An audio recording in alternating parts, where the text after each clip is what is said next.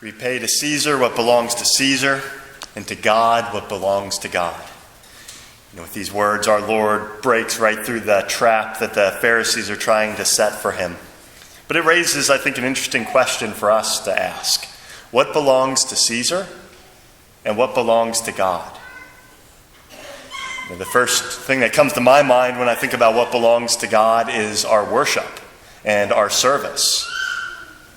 That's what we're called to do, is to serve and to worship God. Now, this isn't in the text of the gospel. The text makes reference to an inscription. But on the Roman coin, there would have been an image of Caesar, and the inscription would have said, the Son of God. Because the Romans, the Caesars, had appointed themselves as gods, and they were forcing people to worship them as gods. And so the current Caesar was the Son of God, according to them, because his dad was God. And so the Romans tried to force the early Christians to do the same, to worship Caesar as God.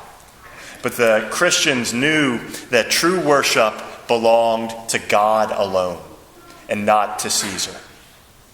And so when the Romans tried to force the Christians to worship Caesar against their conscience, whether through torture or threats of death, the Christians refused, and many of them went to their death. And these are many of the early martyrs that we honor, like the names in the first Eucharistic prayer: Felicity, Perpetua, Agnes, Cecilia. These were all martyrs who gave their life because they refused to worship false gods. They gave to God what belonged to God.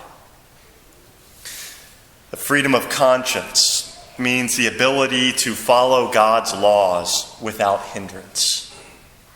And conscience is so central to the common good because it's our very purpose here in this world. Our purpose is to know, to love, and to serve God. And so to be free to do God's will without coercion or without hindrance is central to the good of the human person. And the church holds the respect for conscience so highly that the church teaches us that no one on earth, no human authority, not even the Pope, has the authority to force us to act against our conscience, because God's law is higher than any human law. And so no human being can force us to commit evil. A person would violate the freedom of conscience when they try and force someone else to act against God's will, whether they're using threats or fines or imprisonment or the power of government to try and force someone to act against their conscience. And any violation of conscience or threat to do so should immediately raise serious red flags for us, because the freedom of conscience is so sacred. And if we don't have freedom of conscience, then we have no freedom at all. And it's one thing for a person to choose to commit sin on their own, but it's a very different level of evil for them to go out of their way to try and force somebody else against their will to commit evil. The First Amendment of the U.S. Constitution lists 5 rights, and the very first right listed is the freedom of religion. And not just the freedom of worship, meaning the ability to come here in church and worship God, but the free exercise of our religion, meaning our ability to live out our faith outside of the church walls. So a doctor or a nurse to live out their faith in their profession, or a business owner or an athlete or a teacher to have the freedom to live out their faith in whatever profession or state of life they're called to. And that's one of the beautiful things about our country, and something that we should be proud of, is that we cherish religious freedom as the most fundamental right, the first right listed in the Bill of Rights. But the reality is religious freedom, and with it freedom of conscience, is under attack, both in the United States and worldwide.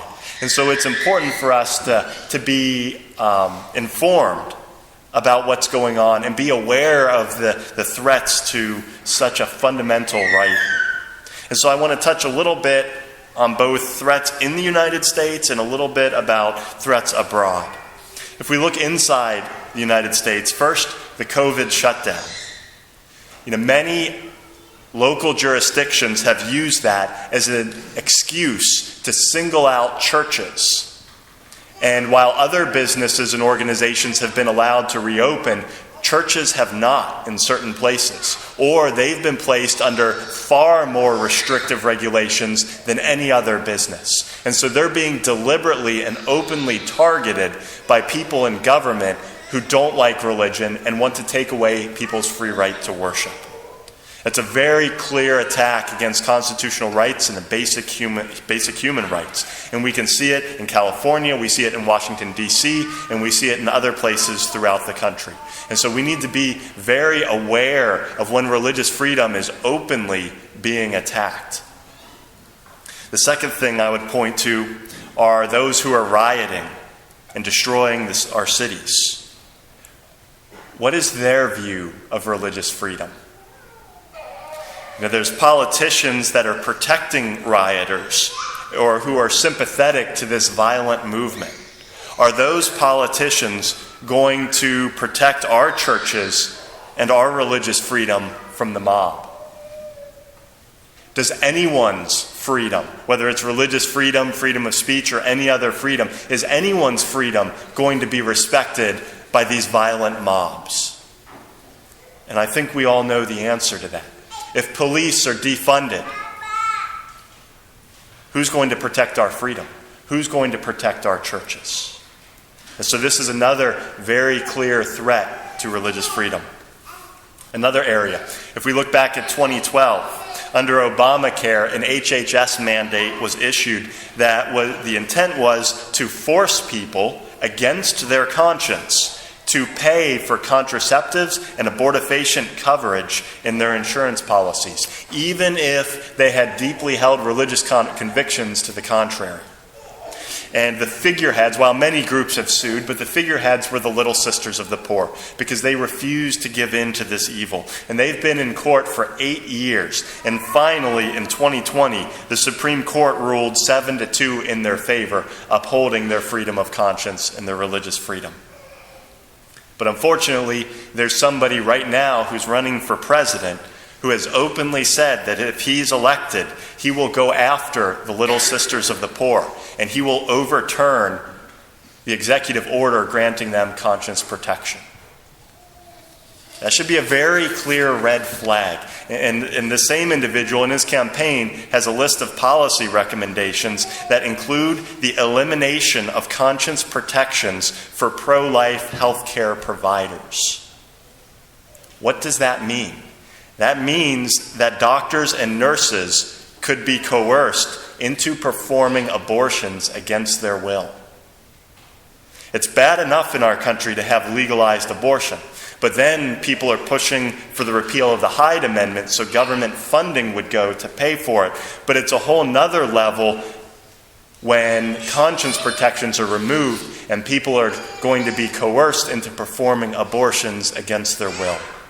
This is a very real threat, and we should be aware of the agenda behind this. There's people who have a very different image of what America means. And religious freedom does not have a place in that vision. And so as Christians, we give to God what belongs to God. And the sacredness of human life and the freedom of conscience and religious freedom belong to God and not to Caesar.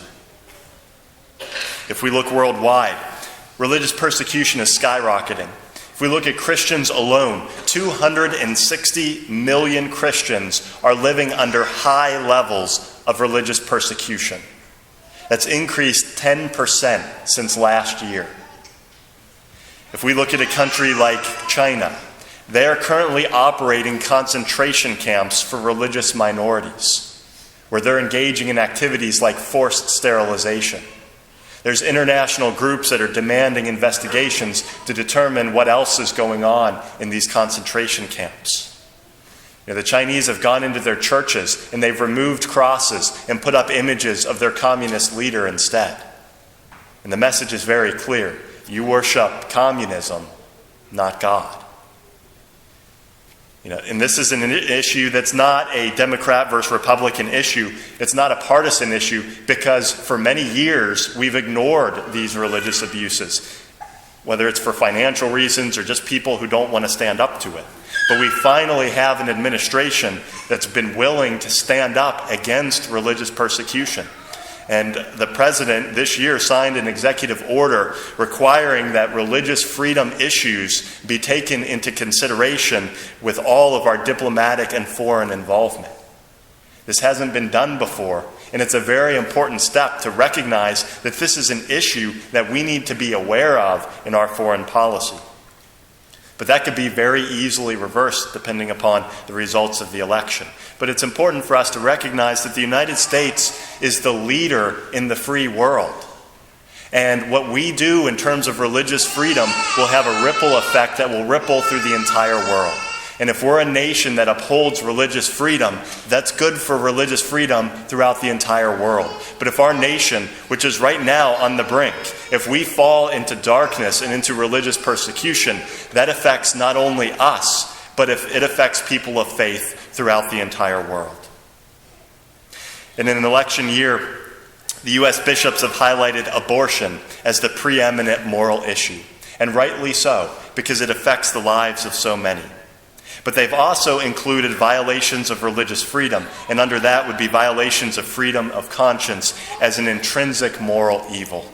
And the church teaches us that we should avoid supporting or voting for anyone who supports intrinsic moral evils if there is an alternative candidate. And so I encourage us to be prudent in who we vote for, because our nation is at a tipping point. And it's important for us to elect people who are going to give to God what belongs to God and to respect fundamental rights. And it's important for each one of us as well to pray for religious freedom, that people might learn to respect what belongs to God, and to pray for strength for Christians, millions and millions of them who are facing persecution, that they might remain strong even in the face of persecution.